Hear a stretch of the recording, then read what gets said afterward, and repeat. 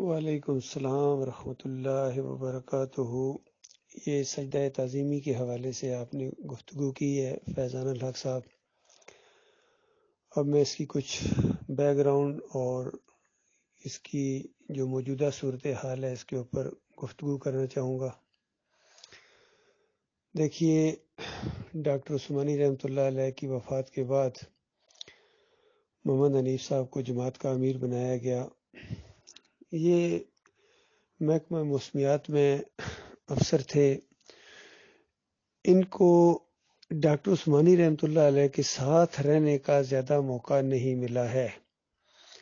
بے شک یہ دیوبندیوں سے یعنی تبلیغی جماعت سے نکل کر یعنی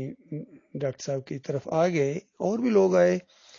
رفع عام میں اور ہر جگہ جہاں ڈاکٹر صاحب تقریریں کرتے تھے جاتے تھے تو ظاہر بات ہے لوگ متاثر ہو جاتے تھے۔ ان میں محمد حنیف صاحب بھی تھے۔ لیکن جو ڈاکٹر صاحب پورے پاکستان کا دورہ کرتے تھے اس میں ان کو ساتھ رہنے کا موقع نہیں ملتا تھا، کیونکہ یہ ظاہر بات سرکاری ملازم تھے تو ان کو اتنی زیادہ چھٹیاں نہیں ملتی تھیں، اور پھر مجاہدانہ انداز جو ڈاکٹر صاحب کا تھا وہ ان کا نہیں تھا۔ بہرحال پڑھے لکھے تھے، شریف آدمی تھے، با اخلاق تھے، دینی مزاج رکھتے تھے، اس وجہ سے لوگوں نے یہی فیصلہ کیا کہ چلیں ایک سلجھے ہوئے آدمی ہیں اور پڑھے لکھے ہیں تو ان کو جماعت کا امیر بنایا جائے۔ ڈاکٹر صاحب کی وفات کے بعد معاملات چلتے رہے، پرانے ساتھی بھی موجود تھے، کچھ فتنے بھی اٹھے جو سب ساتھیوں نے مل کے ان کا مقابلہ کیا۔ خاص کر ڈاکٹر صاحب کی وفات کے 3 مہینے بعد یہ مسئلہ کھڑا ہو گیا۔ عبد القادر سومرو اور امیر بادشاہ اور کچھ اور لوگ ان کے ساتھ تھے، انہوں نے یہ مسئلہ اٹھایا کہ احمد بن حنبل کے اوپر جو ڈاکٹر عثمانی رحمۃ اللہ علیہ نے مشرک ہونے کا فتویٰ لگایا ہے، ان کا شرک ثابت کیا ہے، عود روح فی القبر کا عقیدہ کہ اس قبر کے اندر روح واپس آ جاتی ہے، یہ عقیدہ احمد بن حنبل کا یعنی نہیں ہے، یہ ان کی طرف کچھ منسوب ہے، کچھ بیچ میں معاملات ہیں۔ تو حالانکہ یہ سوالات ڈاکٹر صاحب کی زندگی میں بھی لوگ کرتے تھے اور ڈاکٹر صاحب بہت اصولی جواب دیتے تھے۔ مثال کے طور پر ایک سوال میں نے سنا جس کا ڈاکٹر صاحب نے بڑا ہی زبردست جواب دیا۔ سوال بھی بڑا زبردست تھا، جواب اس سے بھی زیادہ زبردست تھا۔ ایک صاحب نے سوال کیا کہ ڈاکٹر صاحب یہ جو آپ احمد بن حنبل کے اوپر فتویٰ لگاتے ہیں، اگر یہ احمد بن حنبل کا عقیدہ نہ ہوا تو پھر اپنے آپ کو آپ کہاں دیکھتے ہیں؟ یہ بہت زبردست اور بڑا ٹیکنیکل سوال تھا اور بڑا ڈرا دینے والا سوال۔ اس کا جواب وہی دے سکتا ہے جس کا کنسیپٹ بالکل کلیئر ہو اور جس کے دل میں اللہ کا وقار ہو اور وہ اللہ کے علاوہ کسی سے نہ ڈرتا ہو، اللہ کے اوپر اعتماد اور بھروسہ ہو۔ ڈاکٹر صاحب نے کہا کہ یہ جو کہتے ہو کہ یہ ایک راوی اس کا مجہول ہے، ذرا کون سا راوی مجہول ہے اس کا نام تو لو۔ باقی یہ جتنے راوی دوسرے گزرے ہیں، راوی یعنی جو بیان کرنے والے گزرے ہیں کہ یہ احمد بن حنبل کا عقیدہ ہے، ڈاکٹر صاحب اوپر سے شروع ہوئے، ابن تیمیہ، ابن قیم، ابن حجر عسقلانی، امام نووی، اور پھر یہ دوسرے جتنے اکابرین گزرے ہیں، مسالک کے قاسم نانوتوی، گنگوئی، اور کیا نام ہے اشرف علی تھانوی، پھر یہ نیچے بدی الدین راشدی، میاں نذیر، اور یہ سارے شاہ ولی اللہ کا پورا خاندان۔ کیا یہ سارے مجہول ہیں؟ ان کو کوئی نہیں جانتا ہے؟ ان سب نے یہی کہا ہے کہ یہ مردہ سنتا ہے، دیکھتا ہے، پہچانتا ہے اور روح واپس آتی ہے۔ ان سب لوگوں نے یہ عقیدہ اپنایا ہے احمد بن حنبل کی وجہ سے۔ باقی مجہول اگر جاہل کے معنوں میں لو تو پھر ان سارے جاہلوں نے اللہ کی کتاب کے مقابلے میں احمد بن حنبل کی مانی ہے۔ اس انداز سے ڈاکٹر صاحب نے جواب دیا، منہ بند کر دیا اس کا۔ تو یہ فتنہ جب اٹھا تو بعد میں پتہ چلا کہ محمد حنیف صاحب بھی اس فتنے کا شکار ہوئے تھے۔ وہ لوگ بعد میں چیختے رہے کہ یہاں تک ہمیں محمد حنیف نے پہنچایا تھا، اور جب دیکھا کہ جماعت کا رخ ادھر ہے تو یہ پاساں ادھر پلٹ گئے اور ہمیں چھوڑ دیا۔ یہ عبد القادر سومرو اور امیر بادشاہ لوگوں کا کہنا تھا۔ بہرحال محمد حنیف صاحب نے اس بات کو نہیں مانا، اور عام طور پر چونکہ جماعت اپنے صحیح سسٹم میں جا رہی تھی، اور پھر جب محمد حنیف احمد بن حنبل کے خلاف بول رہے تھے، تو لوگوں نے یہی سمجھا کہ وہ ان کے اوپر الزام لگا رہے ہیں۔ بہرحال معاملات چلتے رہے، پھر کچھ رفع عیسیٰ کا معاملہ اٹھا، سحر کا مسئلہ اٹھا، اس طرح کی چیزیں اٹھتی رہیں اور لوگوں نے مل کے مقابلہ کیا۔ تو عام طور پر محمد حنیف صاحب کے بارے میں یہی تاثر پیدا ہو گیا کہ یہ مضبوط آدمی ہے، اور پوری طرح انہوں نے جماعت کے اندر اعتماد کی ایک فضا پیدا کر دی، حتیٰ کہ جب یہ سرفراز لوگوں کا ایک گروپ علیحدہ ہوا جس میں یہ سارے لوگ شامل تھے، بدر الزمان صدیقی بھی شامل ہو گئے بعد میں، اسی میں سعید احمد تھے، یعقوب علی، پھر یہ پنجاب سے فیاض محمود باجوہ اور حکیم رمضان بھی کافی حد تک ادھر ہی تھے، لیکن بعد میں انہوں نے سیاسی انداز سے پھر واپس جماعت کی طرف رخ کیا جب دیکھا کہ جماعت مضبوطی کے ساتھ قائم ہے اور ان لوگوں کو گویا علیحدہ یعنی کر دیا گیا، اور وہ ساتھ چلنا بھی نہیں چاہتے ہیں، تو ان کا پلڑا ذرا ہلکا ہے، جماعت کا پلڑا بھاری ہے۔ تو حکیم رمضان نے پھر جماعت کا رخ کیا، حالانکہ شروع میں کافی حد تک ان کے ہاتھوں میں یہ کھیلتے رہے تھے، چونکہ انہوں نے کہا تھا کہ ہم تمہیں امیر بنائیں گے جماعت کا، تو اس کو یہ لالچ تھی، ویسے بھی اس کے اندر یہ جرثیم تھے بڑا بننے کے اور جماعت کو اپنے قبضے میں کرنے کے، تو اس کے لیے بہترین موقع تھا کہ اگر ساری جماعت ان کے قبضے میں آ گئی تو حکیم رمضان کو امیر بنایا جائے گا۔ دوسری طرف سعید احمد خود اس کا ایک امیدوار تھا، وہ بھی بات بالکل ثابت ہے کہ وہ یہی سمجھتا تھا کہ مجھے امیر بنایا جائے گا۔ بدر صاحب کو بھی انہوں نے یہی کہا، اور عام لوگوں میں یہ تاثر دیا کہ بدر صاحب ہمارے امیر ہوں گے، چونکہ وہ ذرا مشہور آدمی تھے تو لوگ ان پر اعتماد بھی کرتے تھے، تو ان کو بھی انہوں نے استعمال کیا۔ یہ پوری طرح بات ثابت ہے، سرفراز نے جو حکیم رمضان سے خفیہ گفتگو کی وہ میڈیا پر آ چکی ہے۔ تو اس طرح ایک بہت سٹرونگ گروپ بن گیا تھا جو علیحدہ ہو گیا۔ یہ 2 سال کی وہاں کارروائی ہوتی رہی، یہ ایک دن میں نہیں معاملہ ہوا ہے، ہر جمعرات کو وہاں کیماڑی میں میٹنگ ہوتی تھی اور آپس میں اختلافات بڑھتے چلے جا رہے تھے، اور اس کی جو کارروائی لکھی جاتی تھی ڈائری کے اوپر وہ میں لکھتا تھا، ہر ہفتے وہ پڑھتا بھی تھا کہ پچھلے ہفتے یہ ہوا، درمیان میں کوئی معاملہ ہو جائے اس کو ڈسکس کیا جاتا تھا، پھر وہ ڈائری لکھی جاتی تھی اور پھر آگے معاملہ اس طریقے 2 سال یہ معاملہ چلتا رہا۔ اس کے بعد یہ گروپ جب علیحدہ ہو گیا، اور ان کے علیحدہ ہونے کے تقریباً 2.5 یا 3 سال بعد سعید احمد نے کہیں تیموریہ کی مسجد میں جب تقریر کی تو اس میں یہ مسئلہ بیان کیا کہ خاندان یعقوب علیہ السلام نے یوسف علیہ السلام کے سامنے سجدہ کیا، معروف سجدہ۔ تو اس پر کچھ لوگوں نے اعتراض کیا، کیونکہ اس سے پہلے جماعت اس عقیدے کے اوپر متفق ہو چکی تھی تقریباً 95 میں، جو حبل اللہ رسالہ 17 نمبر لکھا گیا تھا، اس میں جو یوسف علیہ السلام کا مضمون تھا اس میں یہ بات بتائی گئی تھی، اس پورے سجدے کا ذکر کیا اور کہا کہ یہ لغوی معنوں میں ہے، اور جس طرح کھڑے بیٹھے تھوڑا سا سر کو جھکا کے کسی کی تعظیم کی جاتی ہے، یا بغیر سر ہلائے جو کسی کی عظمت کو، کسی کی یعنی عزت کو، مقام کو تسلیم کر لیا جاتا ہے، مان لیا جاتا ہے، اس کو بھی عربی میں سجدہ ہی کہتے ہیں۔ لہذا یہاں خر لہو سجدہ جو آیا ہے اسی معنوں میں آیا ہے کہ سب نے اس کی بڑائی کو تسلیم کر لیا، اس کو اپنا بڑا مان لیا، اس معنوں میں ہے۔ اور پھر مزید تشریح کی گئی کہ رہا وہ معروف سجدہ، یعنی معروف سجدہ وہ جس کو سب لوگ سجدہ سمجھتے ہیں،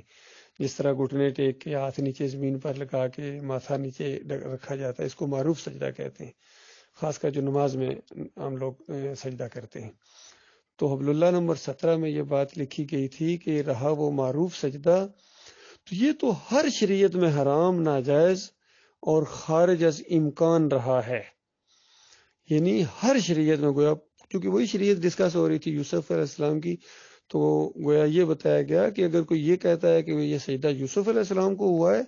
تو یہ بالکل غلط کہتا ہے، یہ حرام ہے سجدہ، اس طرح کا سجدہ کسی نبی کو کرنا شرک ہے،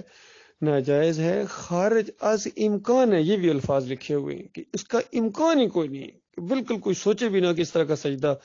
یوسف علیہ السلام کے سامنے ہوا ہوگا۔ یہ حبل اللہ نمبر 17 کے اندر لکھا ہوا، تو پوری جماعت اس کے اوپر متفق تھی، اور اس میں بڑے بڑے نام تھے، خاص کر یہ جو حبل اللہ کمیٹی کے اندر تھے، خاص کر اعظم صاحب اس کے مدیر تھے، محمدی گل صاحب اس میں شامل تھے، یعقوب علی تھے، اور میرے خیال میں یہ سعید احمد اور یہ منور سلطان اور حنیف صاحب سارے اس میں شامل تھے، ایک دو اور بھی تھے۔ تو اس طرح پوری جماعت نے یعنی حفظ اللہ کے اندر جو چیز آ جاتی ہے وہ تو ایک جماعت کا موقف ہوتا ہے۔ اب جب ان کے درمیان تھوڑا یہ اختلاف ہوا، چونکہ جب سعید احمد نے دیکھ لیا کہ ان کو تو بالکل امیر نہیں بنایا گیا ہے، بدر صاحب کو امیر بنا دیا گیا ہے، اور مہینہ بھی نہیں گزرا ہوگا تو بدر صاحب کو ہٹا کے انہوں نے یعقوب علی کو بنا لیا، تو اب کوئی چانس نہیں تھا سعید احمد کے امیر بننے کا، تو اس نے اختلاف کرنا شروع کر دیا اور علیحدہ اپنا ایک گروپ بنا لیا۔ اور اختلاف ان کا آپس میں یہی ہوا کہ یہ سجدہ ہوا ہے یا لغوی معنوں میں ہے، یہ ان کا اختلاف ہوا آپس میں۔ اس دوران ڈاکٹر صاحب کی ظاہر بات ہے کیسٹیں کافی ریکارڈ تھے ان کے پاس، یعقوب علی کے پاس وہاں، تو یہ دو تین کیسٹیں ایسی نکل آئیں جس میں یوسف علیہ السلام کے بارے میں جو ڈاکٹر عثمانی رحمۃ اللہ علیہ کی تشریح ہے وہ بہت ہی زبردست اور مناسب اور سمجھ میں آنے والی اور پورے قرآن کے مزاج کے مطابق تھی، جو اس سے پہلے یہ چیز سامنے نہیں آئی تھی۔ اب مسئلہ یہ تھا کہ اگر محمد حنیف صاحب نے ڈاکٹر عثمانی رحمۃ اللہ علیہ کی کیسٹیں بعد میں سنی ہوتی یا اس کو لٹریچر کو زیادہ گہرائی کے ساتھ پڑھا ہوتا اور ڈاکٹر صاحب کے ساتھ رہنے کا موقع ملا ہوتا تو یہ ضرور مجاہدانہ انداز رکھتے اور عقیدے کے معاملے میں ان کا کنسیپٹ بالکل کلیئر ہوتا۔ مجھے ابھی تک یاد ہے، چونکہ میں ڈاکٹر صاحب کی کیسٹیں بہت زیادہ سنا کرتا تھا، بلکہ مجھے تو نیند بھی نہیں آتی تھی جب تک میں ہر روز تقریباً ایک کیسٹ یا اس کا کچھ حصہ نہ سنوں ڈاکٹر عثمانی رحمۃ اللہ علیہ کی۔ اور جب بھی میں کوئی چیز سنتا تھا ایمان کو مضبوط کرنے والی چیز وہ میرے سامنے آتی تھی، تو ہر روز چونکہ صلاۃ الفجر کے بعد ہم لوگ ذرا واکنگ کے لیے باہر نکلتے تھے، میں اور حنیف صاحب، ایک دو ساتھی اور بھی ہوتے تھے لیکن زیادہ تر ہم دو ہی ہوتے تھے، یا اگر ایک دو ساتھی تھوڑی دیر آگے جاتے تھے تو وہ دائیں بائیں گھوم جاتے تھے، اپنے گھروں میں چلے جاتے تھے، میں اور حنیف صاحب ذرا لمبا چکر کاٹ کے، یہ ہماری روٹین تھی ہر روز۔ تو میں ڈاکٹر صاحب کی کسی کیسٹ کا حوالہ کر کے کوئی نقطہ اگر سامنے آئے تو میں حنیف صاحب کو بیان کر دیتا تھا خوشی کے ساتھ کہ آج میں نے یہ ڈاکٹر صاحب کی یہ بات سنی ہے کہ وہ ڈاکٹر صاحب اس معاملے میں یہ بات اس طریقے سے کہہ رہے تھے، تو وہ بھی ذرا خوش بھی ہوتے تھے حنیف صاحب، اور ساتھ ہی ہر دفعہ یہ ضرور بات کہتے تھے کہ میں بھی اب ایک ٹیپ ریکارڈر لوں گا اور ڈاکٹر صاحب کی کیسٹیں سنا کروں گا، کیونکہ اس وقت یہ موبائل کا سسٹم نہیں تھا، جو تھا نا وہ ٹیپ ریکارڈر اور کیسٹوں کا معاملہ تھا۔ میرے پاس یہ پورا بکسا تھا کیسٹوں کا، جو میں نے یہاں لاہور میں راولپنڈی جب میں جماعت میں وہاں سے میں نے اکٹھی کرنی شروع کی تھی، اور وہ بکسا میرے ساتھ ہی رہتا تھا۔ میں پہلے لاہور آیا، پھر کراچی آیا، اسپیشل بکسا بنوایا تھا لکڑی کا بڑا خوبصورت۔ تو ہر دفعہ وہ یہی کہتے تھے کہ میں بھی اب ایک ٹیپ ریکارڈر لوں گا اور ڈاکٹر صاحب کی کیسٹیں سنا کروں گا۔ تو شروع میں تو مجھے بڑی اچھی بات لگی کہ ان کے اندر بھی شوق ہے، لیکن جب وہ عرصہ گزر گیا اور وہ نہ ٹیپ ریکارڈر انہوں نے لی نہ وہ مول شروع ہوا، تو مجھے تھوڑا سا عجیب ہی لگتا تھا کہ کہتے ہیں لیکن کرتے نہیں۔ تو یہ اصل میں ایک وجہ ہوئی ہے کہ ڈاکٹر صاحب کی جو دعوت کی وہ روح ہے وہ وہاں تک نہیں پہنچ سکے محمد علی صاحب۔ ہاں، دوسری بات یہ ہے کہ یہ خود بھی اپنے آپ کو عالم دین ٹائپ سمجھنا شروع ہو گئے، اور انہوں نے یہ محسوس کرنا شروع کر دیا ٹھیک ہے جماعت ہے بنی ہوئی ہے، بے شک ڈاکٹر صاحب کی دعوت سے یہ جماعت بنی ہے، لیکن اس کو منظم کرنے میں اور چلانے میں نے کردار ادا کیا، یعنی وہ حنیف صاحب یہ سمجھتے تھے اکثر، اور وہ اپنے طور پر اس کو چلا سکتے ہیں۔ تو اس وجہ سے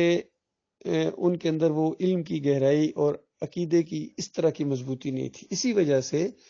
یہ 2005 کے اندر جو کچھ ایسی نظریاتی چیزیں سامنے ہیں جس کی وجہ سے ان کو موقع ملا یعقوب لوگوں کو، سرفراز لوگوں کو علیحدہ ہونے کا، تو بعد میں جب یعنی پوری کل پاکستان شورا وہاں آئی تو ان کو جب احساس دلایا گیا کہ آپ کے یہ کمزور موقف ہیں اور کمزور باتیں آپ کے منہ سے نکل گئی، اس کی جماعت کی بنیاد کے اوپر چوٹ پڑتی ہے، تو انہوں نے پھر محمد حنیف نے اسٹیج پر کھڑے ہو کے توبہ بھی کی تھی اور معافی بھی مانگی تھی اور اپنی اصلاح کا ارادہ بھی ظاہر کیا تھا، لیکن انہوں نے اس میں مضبوطی نہیں دکھائی، یہ بات سامنے آئی ہے۔ تو اب جب یعقوب لوگ علیحدہ ہو گئے تو ایک بہت بڑی ضد کا معاملہ شروع ہو گیا۔ یعقوب لوگ ان کو دیکھنا سننا گوارا نہیں کرتے تھے، بلکہ اس کو یعنی طاغوت تک انہوں نے کہہ دیا، اور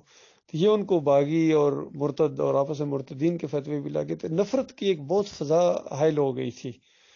اب جب سعید احمد کا اور یعقوب علی کا آپس میں اختلاف ہوا سجدے کے معاملے میں، تو ان کے ہاتھ میں جب ڈاکٹر عثمانی رحمۃ اللہ علیہ کی وہ کیسٹیں آ گئیں تو یعقوب علی نے اعلان کر دیا کہ یہ سجدہ وہ لغوی معنوں میں ہے ہی نہیں ہے، یہ تو اللہ کو سجدہ ہے، یوسف علیہ السلام کو نہیں ہے، چونکہ عبداللہ میں لکھا وہ تو لغوی معنوں میں ہے،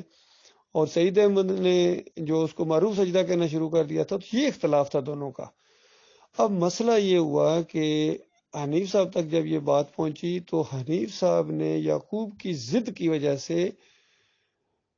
سعید احمد کے موقف کو سپورٹ کرنے کی کوشش کی، اور سعید احمد نے جو کتاب لکھی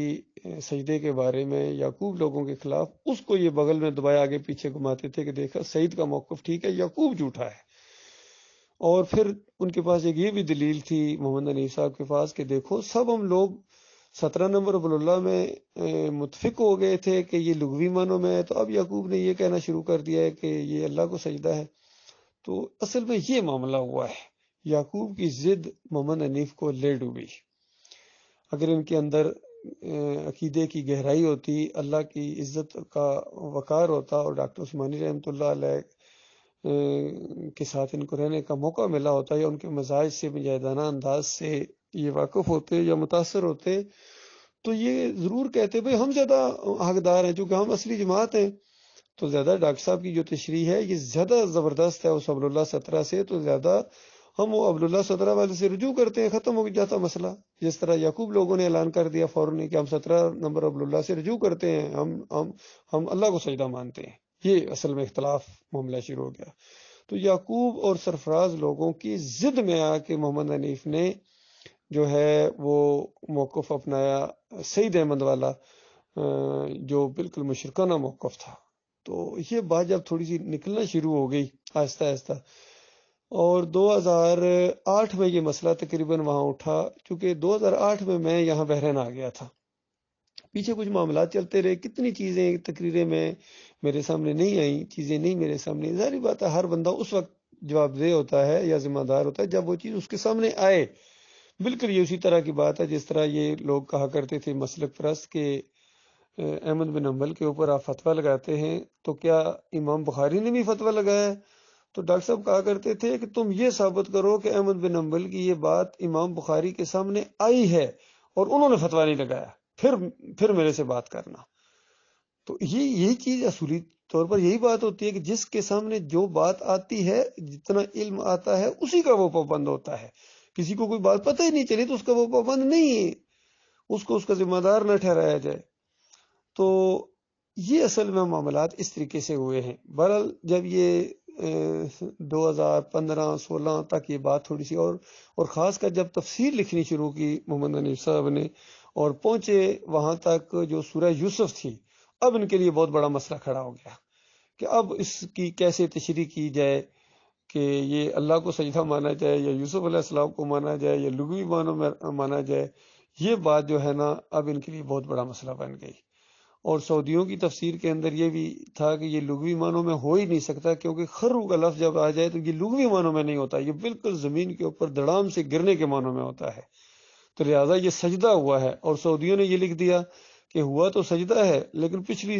امتوں میں یہ جائز تھا، اب نہیں ہے، اب اس شرک کے خطرے کی وجہ سے اس کو حرام قرار دے دیا گیا۔ انہوں نے یہ معاملہ کر دیا، اس طریقے سے انہوں نے اپنی جان چھڑائی، اور یہ بھول گئے کہ پچھلی امتوں میں شرک کیسے جائز ہو سکتا ہے، اور اس امت میں شرک کے ڈر کی وجہ سے اس کو حرام قرار دے دیا گیا۔ تو یہ ان کی ایک بات بالکل بے تکی یہ تفسیر تھی۔ تو اب مسئلہ حنیف صاحب کے لیے یہ ہے کہ اب سجدہ یوسف علیہ السلام کو مانا جائے یا اللہ کو مانا جائے۔ تو چونکہ ادھر ضد معاملہ تھا، یعقوب کے ساتھ ضد تھی، تو یہ اپنے موقف سے ہٹنے کے لیے تیار نہیں ہوئے۔ اس وقت ان کو لوگوں نے سمجھانا شروع کیا، دیکھو یہ معاملہ نہ کرو، یعقوب کی ضد کی وجہ سے آپ جو ہے اپنی آخرت اور جماعت کے اندر تباہی نہ لائیں۔ آپ زیادہ اس کے حقدار ہیں کہ آپ ڈاکٹر عثمانی رحمۃ اللہ علیہ نے جس طریقے سے مومنانہ تشریح کی ہے آپ اس کو مانیں، اور بالکل وہ درست ہے، وہ قرآن کے نص کے مطابق ہے۔ اور آپ کی یہ جو تشریح ہے کہ یوسف علیہ السلام کو سجدہ ہوا، یہ تو بالکل ہی کفر ہے، شرک ہے، اور بدترین قرآن کا انکار ہے، مذاق ہے۔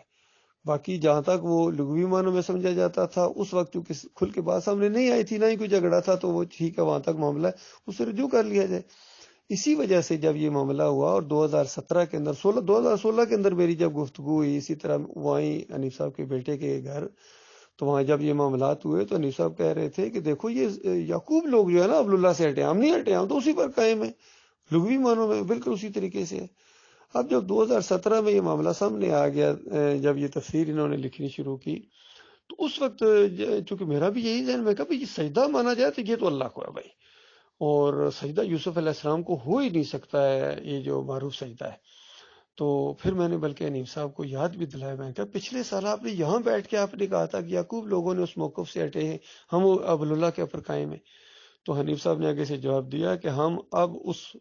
حبل اللہ کی امینڈمنٹ کریں گے کہ لغوی معنوں میں نہیں بلکہ حقیقی معنوں میں۔ تو یہ اصل میں بگاڑ ان کے اندر آیا ہے۔ پھر پورا مضمون لکھ کر ان کے ہاتھ میں پکڑایا گیا تھا جس میں خالص قرآن و حدیث ہے، یقین کیجئے انہوں نے وہ لوگوں کو پڑھنے ہی نہیں دیا،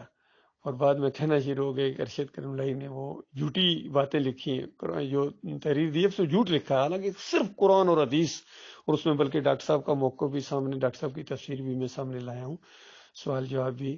تو ایک لفظ میں اس نے کہہ دیا جھوٹ، بالکل جھوٹ۔ تو اندازہ لگائیے کس قدر اس نے اپنے باطل موقف کو ثابت کرنے کے لیے کتنی بڑی بڑی باتیں اس کے منہ سے نکل گئی ہیں، اور کئی باتیں بھی اس نے ایسی کی جو بعد میں جب یاد دلایا گیا آپ تو یہ کہتے تھے، تو یقین کیجئے انہوں نے یہ کہہ دیا کہ جس نے یہ باتیں کہی اس پر اللہ کی لعنت، اس قدر یہ بے خوف ہو گیا ہے صرف اپنی بات کو ثابت کرنے کی، اتنی بڑی بڑی باتیں اس نے کہی ہیں، اور ذرا اس کا دل نہیں ڈرا ہے۔ بہرحال بہت خوفناک انجام نکلے گا اس موقف کا، اور جماعت بالکل انہوں نے ٹکڑے ٹکڑے کر دیے اور مومنوں کو آپس میں لڑا دیا، مجاہدوں کو مجاور بنا دیا۔ اور حیرت ہوتی ہے کہ اب کسی کے کان پر جوں تک نہیں رینگتی، کسی کی جرت ہی نہیں ہے کہ وہ سجدہ تعظیمی کا شرک جو مضمون ہے اس کو پڑھے، کیونکہ یہ وہی خط ہے جو ان کے ہاتھ میں پکڑایا گیا تھا، اسی کو پہلے 22 صفحوں کا تھا جس کو کمپوزنگ کرنے کے بعد 15 صفحے کا بنا دیا گیا، اور پھر اس کو پرنٹ کرایا گیا، بہت ہی خوبصورت پرنٹنگ کے ساتھ وہ کتابچہ بنا ہے۔ یقین کیجئے عقل حیران ہے کہ اس کتابچے کے اندر کتنا یعنی زبردست وہ مضمون بن گیا ہے اللہ کے فضل و کرم سے، اور طاغوتوں کے اوپر اتنی چوٹ پڑی ہے یقین کیجئے۔ اور یہ جو مشرکانہ عقیدہ ہے کہ یوسف علیہ السلام کو پورے خاندان نے سجدہ کیا، اس کا بالکل قرآن اور صحیح حدیث سے اس کا رد کیا گیا ہے، ہر اینگل سے اس کو رد کیا گیا ہے، اور قرآن کی اصلی تفسیر سامنے لائی گئی ہے جو قرآن میں موجود ہے۔ سورہ مریم کی 58 نمبر آیت نص ہے اس سلسلے میں کہ سارے انبیاء اللہ کو سجدہ کیا کرتے تھے، جب بھی ان کے سامنے اللہ کی نشانی آتی تھی، اللہ کے وعدے پورے ہوتے تھے، وہ دھڑام سے سجدے میں گر جاتے تھے۔ تو یہ جو سجدہ ہے یہ خالص سجدہ شکر ہے، اور یہ یوسف علیہ السلام کو نہیں ہوا ہے، یہ پورے خاندان نے اللہ کو کیا تھا۔ اور اس پر ڈاکٹر عثمانی رحمۃ اللہ علیہ کا فتویٰ بھی موجود ہے کہ جن کا عقیدہ خراب ہوتا ہے وہ اس طرح تفسیر کرتے ہیں کہ یوسف علیہ السلام کو سجدہ ہوا تاکہ اپنے مریدوں سے اپنے آپ کو سجدے کروائیں، تو پوری طرح ڈاکٹر صاحب کی وہ بات سچی ثابت ہو رہی ہے، پوری طرح یہ مرید بن گئے ہیں محمد حنیف کے، وہ سجدہ ہی کر رہے ہیں۔ یقین کیجیے جب اللہ کے مقابلے میں اس کی بات کو مان رہے ہیں تو اس کو رب مان رہے ہیں، اور رب کو تو سجدہ کیا جاتا ہے، تو یہ سجدے میں جھکے ہوئے ہیں محمد حنیف کے سامنے۔ محمد حنیف یوسف علیہ السلام کے سامنے سجدے میں جھکا ہوا ہے، اور پوری جماعت محمد حنیف کے سامنے سجدے میں جھکی ہوئی ہے۔ اور مجھے پورا یقین ہے، یقین کیجیے آج اگر محمد حنیف کہہ دے کہ غلطی ہو گئی ہے، یہ اصل میں سجدہ اللہ ہی کو تھا، ڈاکٹر عثمانی رحمۃ اللہ علیہ کی تفسیر بالکل صحیح ہے، تو اس میں سے یعنی سارے تقریباً مان جائیں گے، کوئی شاید ایک دو ہو جنہوں نے قسمیں کھائی ہوئی کہ ہم نے نہیں ماننا ہے، اب ہماری بےزتی ہے، لیکن باقی سارے مان جائیں گے، منور سلطان بھی مان جائیں گے، ڈاکٹر عبداللہ عمر بھی مان جائیں گے، قاری خلیل الرحمان بھی مان جائیں گے، اور یہ سارے مانیں گے، بلکہ ہم سے زیادہ پھر وہ دلائل دینا شروع ہو جائیں گے کہ اللہ کو یہ سجدہ ہوا ہے۔ تو یہ بالکل پوری طرح جماعت کے اندر شرک آ گیا ہے، اور شیطان کا بڑا شدید وار ہوا ہے، کیونکہ یہ جماعت کفر بالطاغوت کی بنیاد پر اٹھی تھی، دائیں بائیں ہر طرف طاغوت کے اوپر یلغار کر رہی تھی، اور طاغوت پھر ان کے اندر سے اٹھا ہے جس کا یہ مقابلہ نہیں کر سکے۔ بر اللہ تعالیٰ نے ہمیں اس طریقے سے بچایا ہے، بہت کم لوگ ہم رہ گئے ہیں ایمان خالص کے اوپر، اور یہ ڈاکٹر صاحب کے اصلی ساتھی ہیں، بھائی ہیں، اور اصلی جماعت ہے۔ ہم ایمان عقیدے کے اندر بال برابر لچک دکھانے کے لیے تیار نہیں ہیں بھائی، چاہے ایک ہاتھ بھی ہمارا ساتھ نہ اٹھے، ایک آواز بھی ہم آواز نہ ہو، ہم اسی ایمان عقیدے کے اوپر مرنا چاہتے ہیں جس کے اوپر ہم نے اپنے کتنے پیاروں کو چھوڑا، دنیا کو چھوڑا، بڑی بڑی جماعتوں کو چھوڑا، بڑے بڑے طاغوتوں سے ٹکر لی، اور جیلیں کاٹیں، اور ہر بڑے بڑے فوج سے ٹکر لی اس معاملے میں، اور ایمان عقیدے کو نہیں چھوڑا ہے، اور انشاءاللہ اس کو نہیں چھوڑا جائے گا۔ بھائیو، یہ ایک موقع آپ کو اللہ نے دیا ہے، بار بار یہ بات آپ کے سامنے اس وجہ سے آ رہی ہے کیونکہ اس کا یہ معاملہ بہت عقیدے کا اور آخرت کا معاملہ ہے. اللہ خیر خواہ ہے، اپنے بندوں سے محبت کرتا ہے، اس لیے بار بار یہ چیز آپ کے سامنے آ رہی ہے. اللہ تعالیٰ آپ کو غور و فکر کرنے کی توفیق عطا فرمائے. سمجھاؤ اس کو، اگر سمجھ لے تو ٹھیک، نہیں چھوڑ دو اس کو. اس کی وجہ سے اپنی آخرت کیوں برباد کرتے ہو، اپنے بیوی بچوں کی آخرت کیوں برباد کرتے ہو؟ جنت سے محروم رہ جاؤ گے جو اللہ تعالیٰ نے زمین اور آسمان جتنی بڑی بڑی جنتیں اپنے مومن بندوں کے لیے بنائی ہیں، اور دوسری طرف وہ خوفناک جہنم منہ کھولے انتظار کر رہی ہے. مات یشرک باللہ شیئن دخل النار، نبی علیہ السلام نے فرمایا شیئن، بال برابر بھی کسی نے شرک کیا اس کی موت آ گئی وہ آگ میں چلا جائے گا. بال برابر، تو یہ تو پہاڑوں جتنا بڑا شرک ہے، پہاڑوں سے بھی بڑا شرک ہے. یہ سجدہ، رکوع جب شرک ہے، اگر ان سے پوچھا جائے کہ اللہ کے علاوہ کسی کو رکوع کہیں گے شرک، تو سجدہ تو اس سے بڑی بات ہوتی ہے. اتنی بات آپ کو نہیں سمجھ آ رہی میرے پیارے بھائیوں؟ سمجھو ذرا اس بات کو.